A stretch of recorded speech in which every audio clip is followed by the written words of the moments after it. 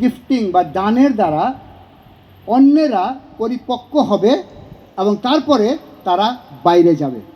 আমি দুটো সাবজেক্টকে এক জায়গায় করে নিয়ে এসে এগিয়ে যাই।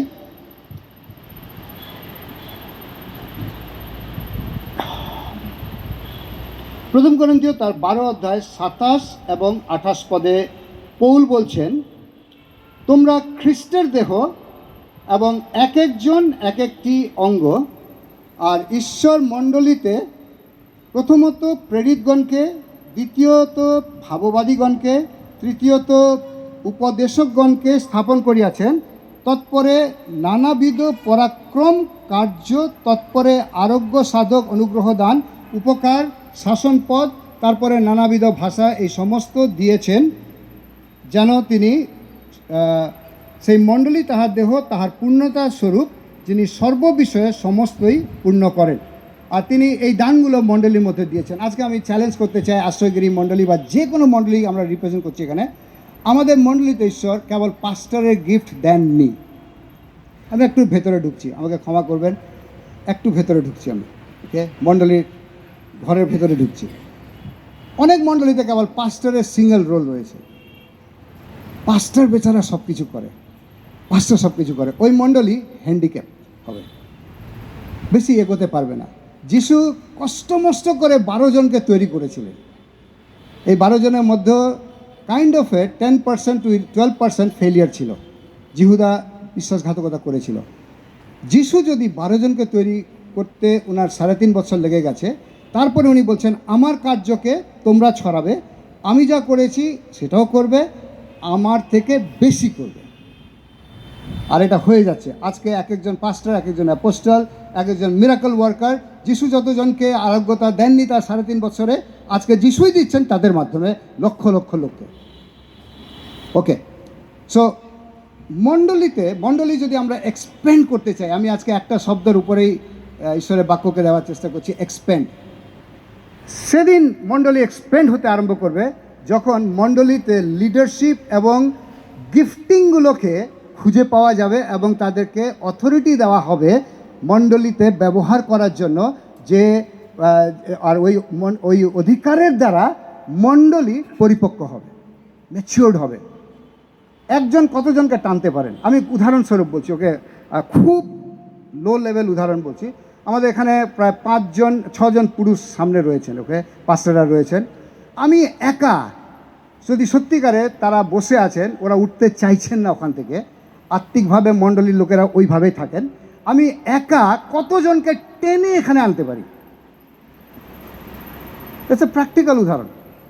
আপনারা বসে আছেন, আপনারা উঠতে চাইছেন না, আপনাদের ওই জাগতিক মেন্টালিটি থেকে উঠতে চাইছেন না, এখান থেকে পাস্টার চেষ্টা করছে উনাকে টানার, উনাকে কষ্ট করে টানতে টানতে ওরা পিছনে চলে যাচ্ছে।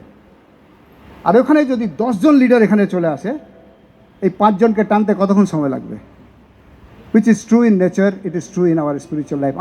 আমার উপরে অনেকগুলো পাস্টার রয়েছেন, অনেককে আমি পাস্টার রূপে রাখি। তার অনেক পাস্টাররা রয়েছেন যাদের সাথে কোনোদিন আমার সাক্ষাৎও হয়নি, যাদের কেবল বাক্যকে আমি আমার জীবনে গ্রহণ করি। ঈশ্বরের বাক্য বলছে তোমরা ভাববাদীকে সম্মান করো, আর ঈশ্বর ভাববাদীর সম্মান তোমাকে দেবেন। হালেলুয়া। 2 করিন্থীয় 12:12-তে বলছে, 20-20-তে বলছে, সরি আমি পুরো রেফারেন্সটা ভুল বললাম। 2 বংশাবলী 20-20-তে বলছে, যেহোশাফাত, তোমরা ঈশ্বরে বিশ্বাস করো, স্থাপিত হইবে, ঈশ্বরে ভাববাদীতে বিশ্বাস করো, সফলতা পাবে। সো যখন ঈশ্বরের নিরূপিত লিডারদেরকে আমরা বিশ্বাস করি এবং গ্রহণ করি, আমাদের জীবনে সফলতা আসে। আজকে লিডারশিপ আমাদের জীবনে দরকার আছে। যেমন আমি আমার জীবনে অনেকগুলো পাস্টারকে রেখেছি, ওর মধ্যে থেকে একজন পাস্টার আছেন সিঙ্গাপুরে, যার প্রচার আমি শুনেছি বড় ক্রুসেডে। কোনো দিন হাত মেলানোর আমার সুযোগ হয়নি, কোনো দিন পাশে গিয়ে সেলফি তোলার সুযোগ হয়নি, কিন্তু আত্মিকভাবে অঢেল অভিষেক আমি ওনার কাছ থেকে পেয়েছি। ওনার একটা প্রচলিত স্লোগান আছে, which is true in nature, it is true in our spiritual life. এটা আমি যেদিন ধরে নিয়েছিলাম, মিলিয়ে দেখলাম প্রত্যেকটা ক্ষেত্রে এক।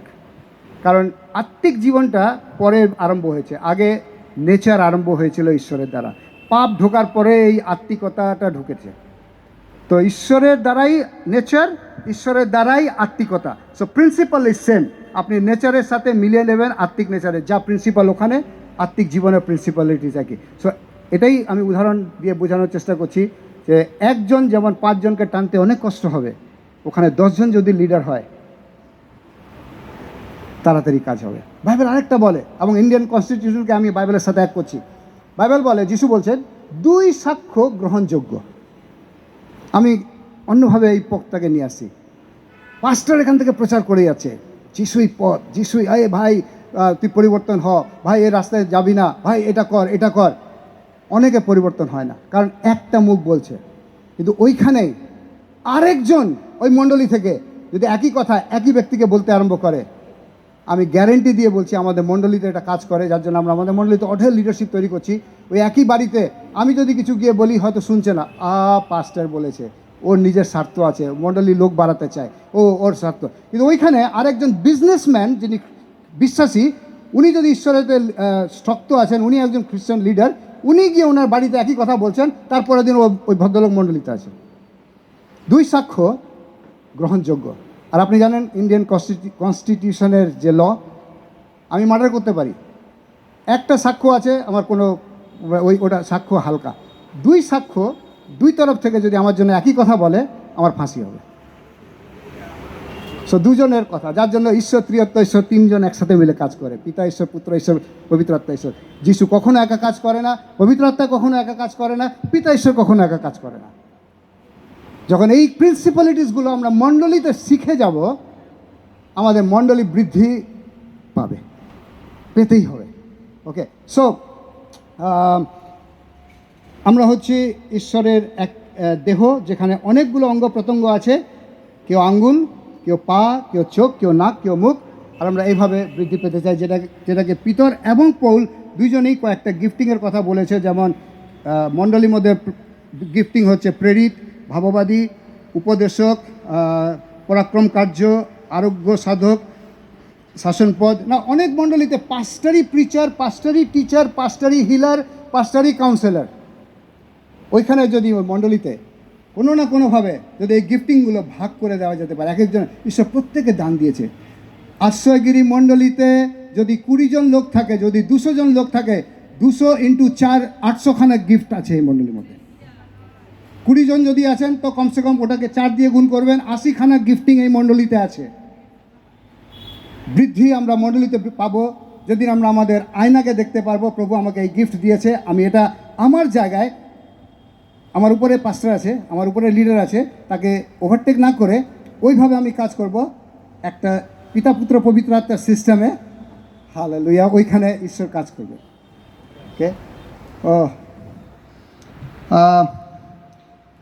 Church grows through serving, church grow through sharing. মণ্ডলী বৃদ্ধি পায় যখন আমরা একে অপরের সেবা করতে আরম্ভ করি। এই সেবাগুলোই, কেউ কারো বাড়ি থেকে প্রার্থনা করে দিল, পাস্টার কি সবসময় যাবে? পাস্টার কি সবসময় প্রত্যেকটা বাড়িতে যেতে পারে প্রার্থনা করার জন্য? আজকে 2 জন যদি তৈরি হয় যে আমি যাব, আমি দায়িত্ব নিচ্ছি পাস্টারবাবু, প্রত্যেকে যে বাড়িতে অসুস্থতা আছে আমি সেই বাড়িতেগুলো গিয়ে প্রার্থনা করব।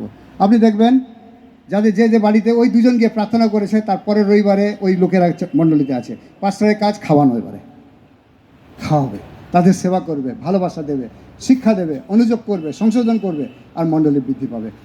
ওকে, শেষ একটা কথা আমি বলতে চাই। The purpose and mission of the church is mission.